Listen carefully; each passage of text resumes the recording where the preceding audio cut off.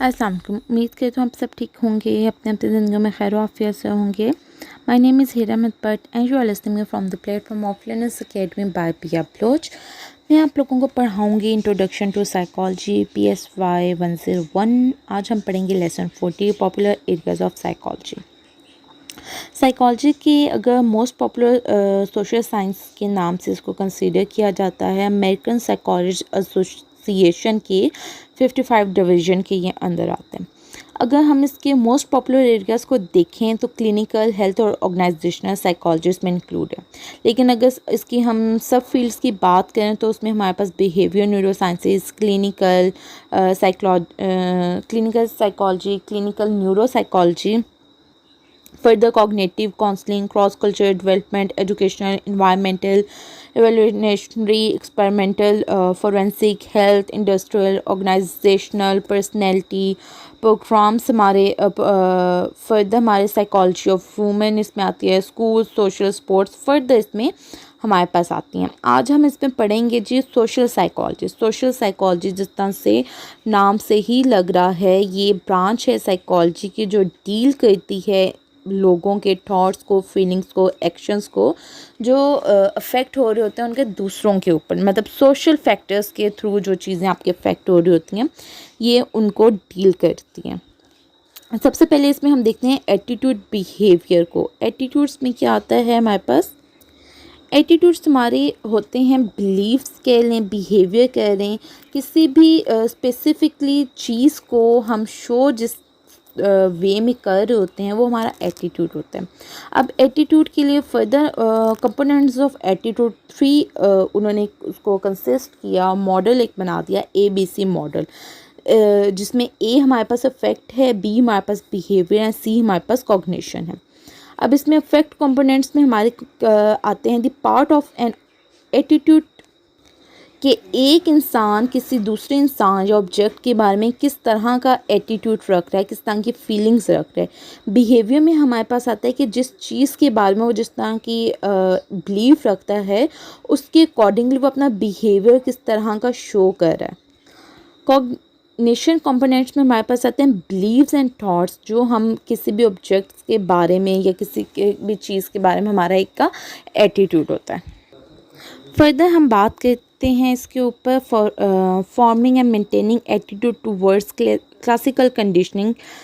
जो हमारे classical condition, जो हमारे एडवर्टाइजमेंट्स होते हैं, जो हमारे एड्स होते हैं, वो हमारे basically classical conditioning of attitudes होते हैं। जब हम कोई भी चीज़ कोई ऐड हमें बहुत अच्छा लगता है तो हमारा उसकी तरफ एक क्लासिकल कंडीशनिंग बन जाती है और हमारा एटीट्यूड क्या होता है कि ये हमने ये चीज़ लेनी है। हमारी पॉजिटिव फीलिंग्स उस चीज़ से या उस इवेंट से हमारी डेवलप हो जाती हैं। ऑपरेट कंडीशनिंग अप्रोचेस, अब इसमें हमारे पास ऐसे एटीट्यूड्स आते हैं जो इन्फोर्स्ड हो रहे होते हैं वर्बली या नॉन वर्बली, उस चीज़ को मेंटेन, हमारा जो एक स्पेसिफिक एटीट्यूड है उसको मेंटेन रखने में। फर्दर हमारे पास आते हैं जो विकेरियस लर्निंग ऑफ एटीट्यूड, अब लर्निंग बाय ऑब्जर्विंग अदर्स। अब हम इसमें दूसरों को देखते हैं कि वो किस तरह से बिहेव कर रहे हैं, उसके अकॉर्डिंगली हमारा एक एटीट्यूड, हमारा अपना उसके अकॉर्डिंगली बिहेवियर बन जाता है। एजेंट्स ऑफ एटीट्यूड फॉर्मेशंस में हमारे पास आता है family, school, peer groups, neighbours, social environment, mess media. ये सारी चीज़ें हमारे पास एज अ एजेंट आते हैं हमारे एटीट्यूड बनाने में, हमारा बिहेवियर बनाने में। नेक्स्ट हमारे पास आता है परसुएशन। अब इसमें क्या होता है कि हमारे जो प्रोसेस होता है, हमारे जो बिहेवियर होता है वो दूसरे लोगों के एटीट्यूड्स को देख के चेंज होता है या दूसरे लोगों की वजह से चेंज हो रहा होता है।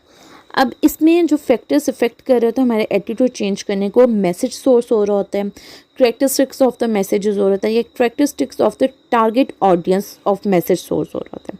अगर हम इसमें फर्दर बात करें तो जो मैसेज सोर्स है उसके करेक्टरिस्टिक अगर हम देखें तो एक एटीट्यूड कम्युनिकेटर या डिलीवर ऑफ द मैसेजेस वो बहुत इंपॉर्टेंट होता है इसमें।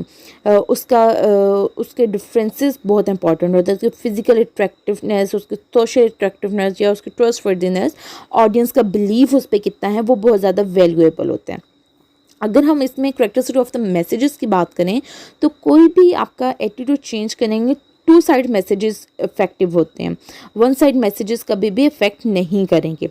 Two-side messages are the one in which both sides of the arguments are discussed. और उसमें फेयर प्रोड्यूसिंग मैसेजेस भी इफ़ेक्टिव होते हैं।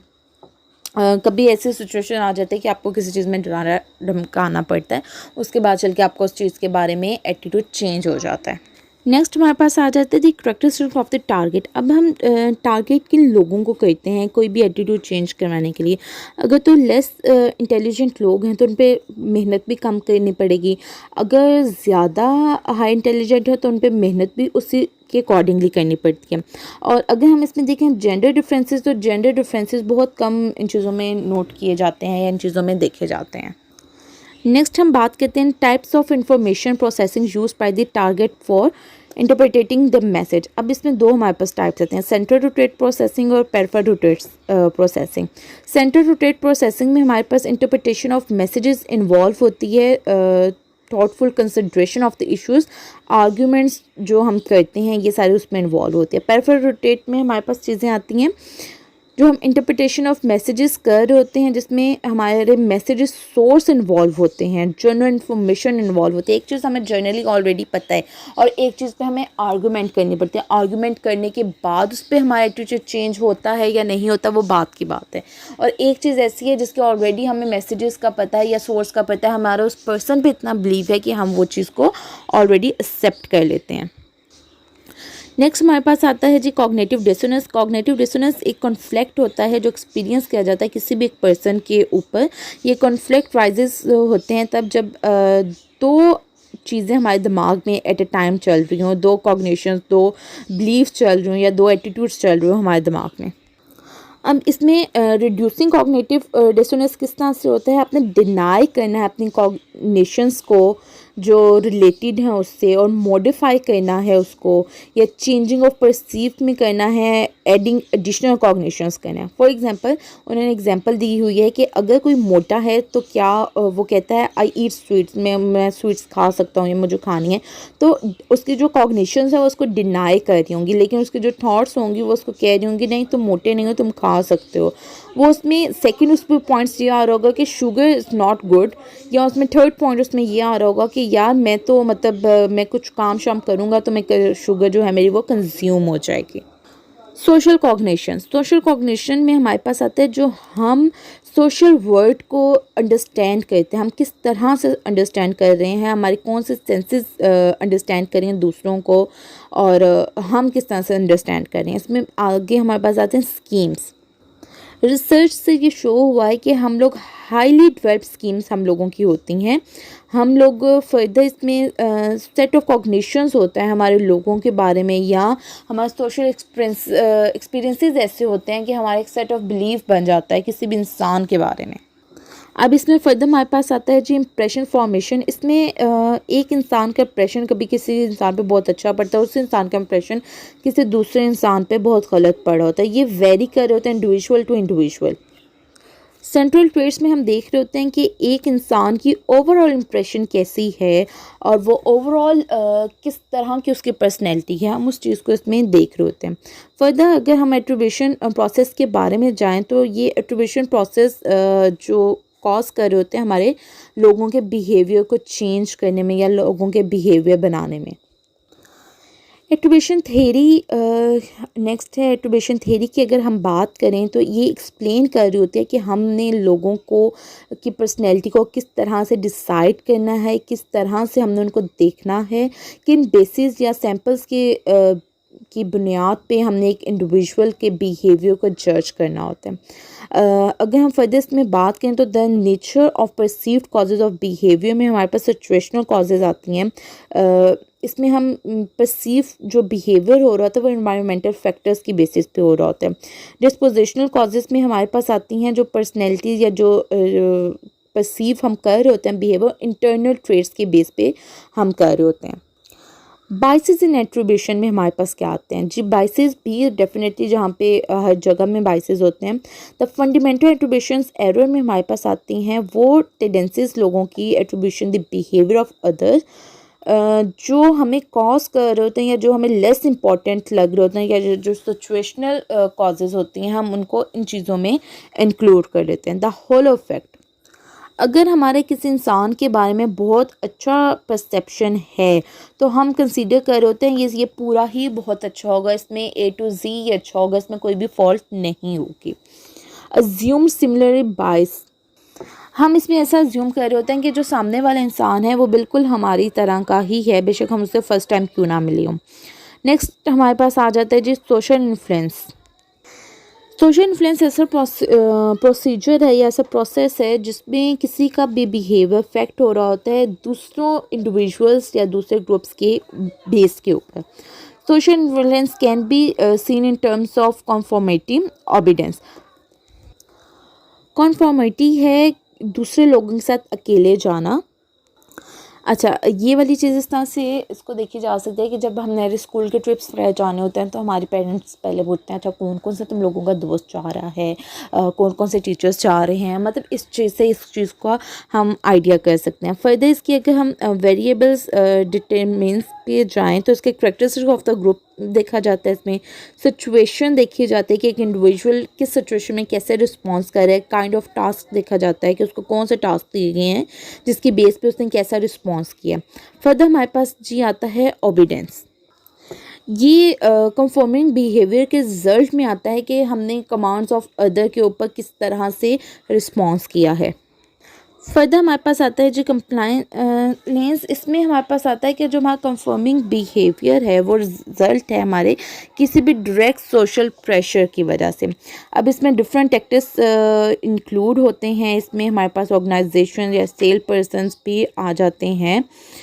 The foot in the door technique, the door in the face technique, the that's not all technique, not so free sample, मतलब ये सारी चीज़ें कि कुछ चीज़ें मतलब हमें अलाउ की जाती हैं कि हम घर के अंदर लेके जा सकते हैं, कुछ चीज़ें घर के से बाहर सिर्फ रखी जा सकती हैं, कुछ चीज़ें किसी भी तरह से वो एक्सेप्टेबल नहीं होती। प्रेशर है ना, सोशल प्रेशर है हमारे पर, और कुछ चीज़ों के बिल्कुल फ्री सैम्पल्स हमें नहीं मिलते कि हम उसको या तो चेक करें और या तो चेक ना करें, इसमें ही हमारे पास चॉइस है।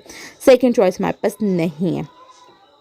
नेक्स्ट हमारे पास आता है जी prejudice and discrimination. Prejudice refers करता है हमें नेगेटिव और पॉजिटिव एक्सपेक्टेशंस को जो हमारी किसी भी सोशल ग्रुप्स के या की तरफ होते हैं या सोशल ग्रुप्स के मेंबर्स की तरफ होते हैं।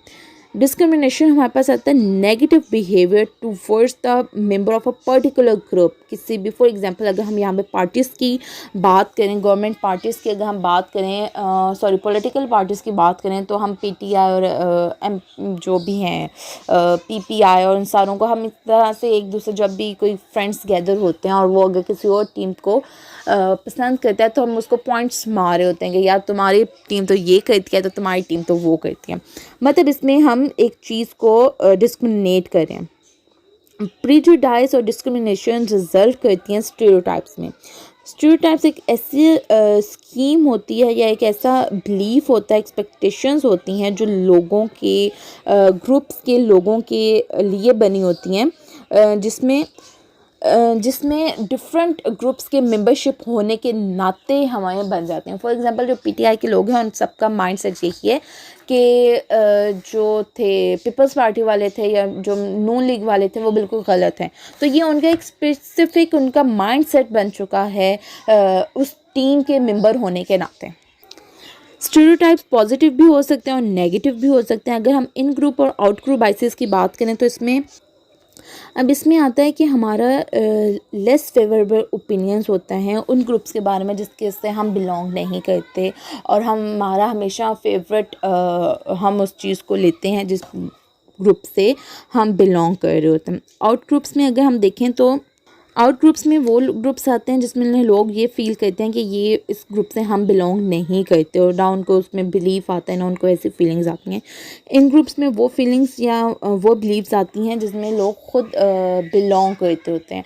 अगर यहाँ पे हम सब कल्चर्स की बात करें तो बहुत आसान रहेगा कि मतलब जो पंजाबी हैं उनका एक मानना यही है कि पंजाबियों का माइंडसेट या पंजाबियों की चीज़ें बिल्कुल अलग होती हैं, वो हमेशा पंजाबियों को ज़्यादा सपोर्ट करेंगे।